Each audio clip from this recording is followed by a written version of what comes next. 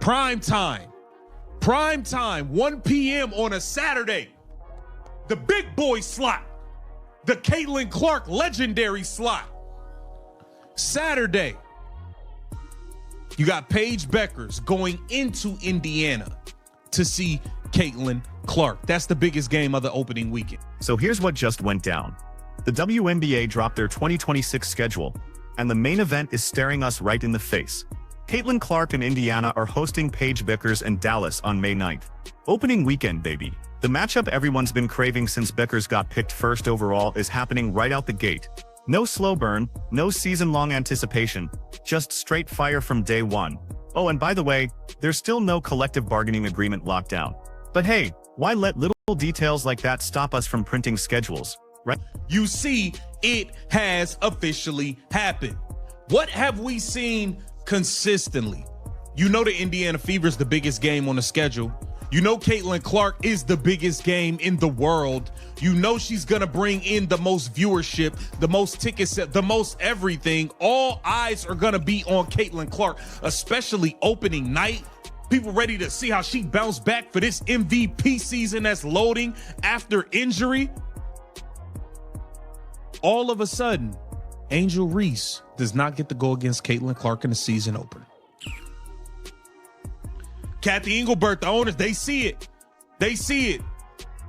The Indiana Fever played the Chicago Sky 5 times on national TV last season, with some without Caitlin Clark. None of the games were competitive.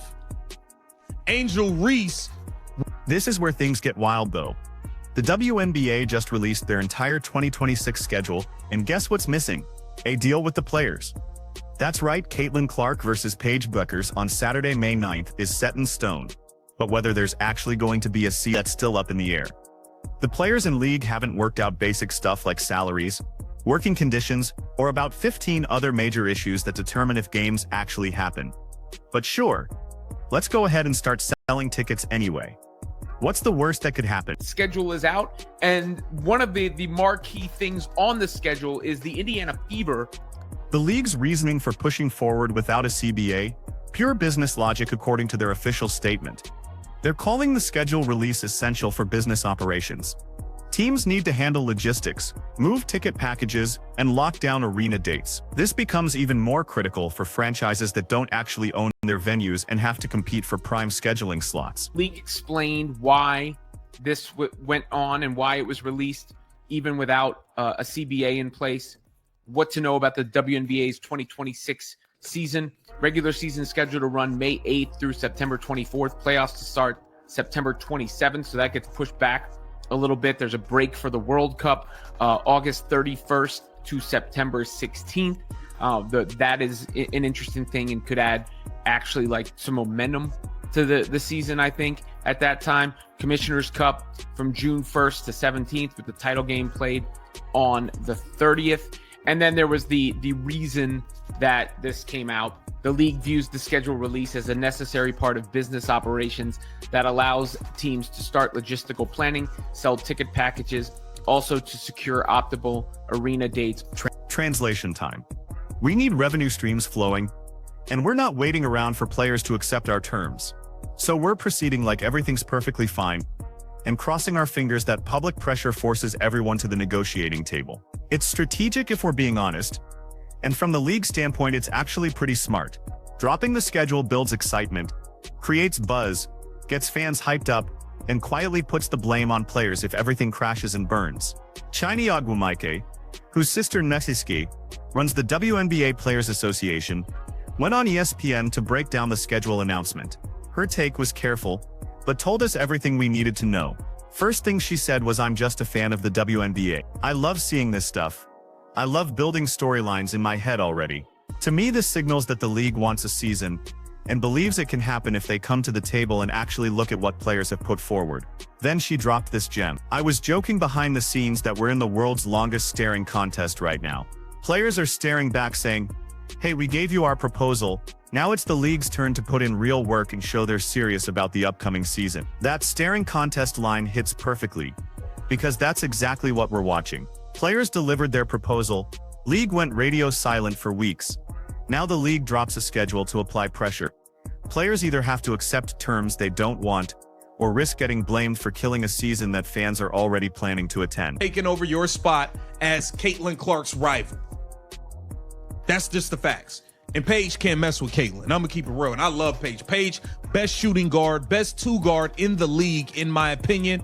Caitlin Clark, best point guard in the league. Caitlin Clark, the best player in the league. You about to see, this is an MVP season loading. This is high-level strategy, not just simple negotiations. Both sides are playing for everything they can get. Now let's dive into the actual showdown that has everyone losing their minds. Caitlin Clark versus Paige BUECKERS, May 9th in Indianapolis. This represents the rivalry the WNBA has been fantasizing about since BUECKERS declared for the draft. Two once-in-a-generation college superstars. Two consecutive #1 overall selections. Two athletes who already battled each other in enormous college matchups with millions of viewers locked in. The league is putting all their chips on this rivalry, becoming the foundation of their marketing strategy for the next 10 years. Scheduling it for opening weekend reveals just how certain they are that people will pack arenas to watch these two compete. The timing factor makes this rivalry absolutely perfect for sustained storytelling. Clark and BUECKERS are close enough in age that they'll be going at each other for years, possibly their entire professional careers. Their college battles already created appointment television. The WNBA is gambling that this translates to pro basketball with even bigger stakes involved. The positional battle adds extra intrigue. Both control the offense, both can score from anywhere, both elevate teammates and make everyone better. When they share the court, direct comparisons become impossible to avoid. Every single play becomes evidence for who's superior right now. But let's inject some reality here. The WNBA is promoting Clark versus BUECKERS like it's Floyd versus Manny, when the truth is every Fever game already qualifies as must-see television regardless of who they're playing. Clark drives the biggest audiences in league history. Doesn't matter if she's facing Dallas, Chicago, Vegas, or the worst team in the standings. Crowds show up, viewership explodes. Venues sell out completely. BUECKERS brings additional star power, absolutely. But we shouldn't pretend the league just discovered some secret sauce by matching these two up.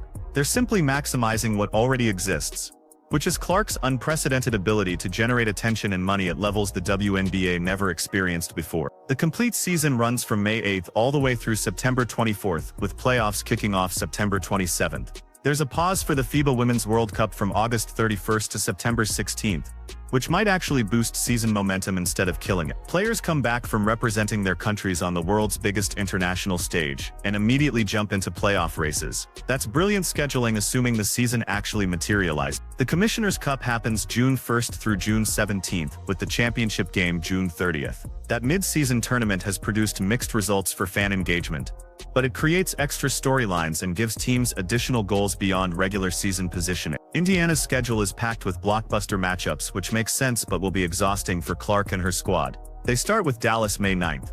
They get Chicago June 11th, and whenever the Fever battle the sky, things get heated. The rivalry between these franchises intensified last season with physical play and playoff drama. Then the Fever face Vegas July 5th, which deserves to be circled in red on every calendar. The last time these teams met in playoffs, it went to overtime in Game 5 with Indiana playing shorthanded due to injuries. This time around, assuming everyone stays healthy, the Fever should have Caitlin Clark and Aaliyah Boston at maximum strength. That matchup could easily be the regular season's best game. Here's what's getting missed in all this schedule excitement though. We have no idea what these rosters will actually look like. Portland Fire and Toronto Tempo still need their expansion drafts. Free agency hasn't started. Trades remain incomplete. Teams are stuck in limbo because without a CBA there's no salary cap framework, which means teams can't make smart decisions about players. So yeah, we can expect the Fever to compete, because Clark and Boston are locked in. But beyond that, everything's a giant question mark. The Aces could be totally different.